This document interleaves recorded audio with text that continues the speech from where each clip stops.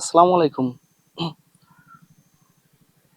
একটা দেশের প্রধানমন্ত্রী মানে ওই রাষ্ট্রের যত নাগরিক আছে সব নাগরিকের দায়িত্ব নেওয়া, এটা কি সোজা ব্যাপার?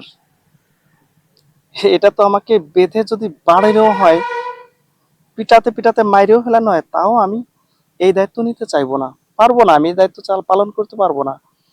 প্রত্যেকের হক আমি কিভাবে তার কাছে পৌঁছে দেব? আমাদের এটা সম্ভব নয়। হ্যাঁ, বিগত যে প্রধানমন্ত্রীগুলো ছিল, আপনি দেখেন তাদের অবস্থা, শেখ হাসিনার অবস্থাটা কি হয়ে গেছে, খালেদা জিয়া কিভাবে দিকে দিকে তাকে মারা হয়েছে বললে চলে। এক পর্যায়ে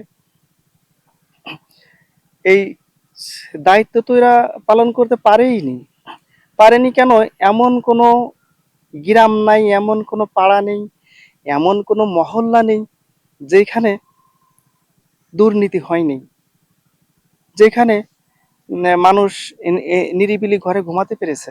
এরকমের কোনো একটা পাড়ার নাম, মহল্লার নাম আপনি আমাকে একটু জানিয়ে যাবেন।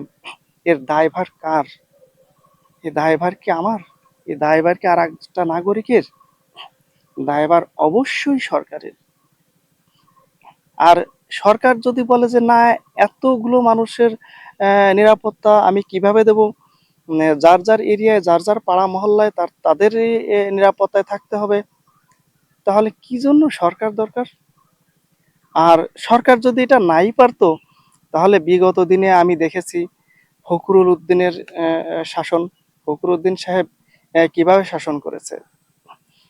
একজন আর একজনের সাথে ঝগড়া বিবাদ পর্যন্ত করতে সাহস করেনি। ঘরে মাটি কেটে শিং খুঁজে, ডোয়া খুঁজে, শিং খুঁজে ঘরে উঠে চুরি করা, একজনের তার যায় ডাকাতি করা, হ্যাঁ, এ তো প্রশ্নই ওঠে না। তাহলে জনাব তারেক জিয়া, আমি আপনাকে স্বাগত জানাই। আপনি এই দায়িত্ব নিতে চেয়েছেন, নিয়েছেন। আপনাকে জনগণ চেয়েছে, আপনি এই প্রধানমন্ত্রী হয়েছেন। তবে আমি আশা করিনি বিগত সরকার, বিগত প্রধানমন্ত্রীদের মতো আপনার এই নীতি, হ্যাঁ, এটা আমি দেখিনি। আপনার ভিতর অনেক ভালো কোনো কিছু দেখেছি, অনেক অনেক ভালো কোনো কিছু দেখেছি। আর দেশের নাগরিক, জনগণ আপনার কাছ থেকে আশা করে। আপনার কাছ থেকে কি আশা করে জানেন? দরজা খুলে ঘুমানো আশা করে। চুরি, ডাকাতি, ছিনতাই, মারামারি, তারপরে বিবাদ, সুদ, ঘুষ, দুর্নীতি, এগুলো যেন মুক্ত থাকে,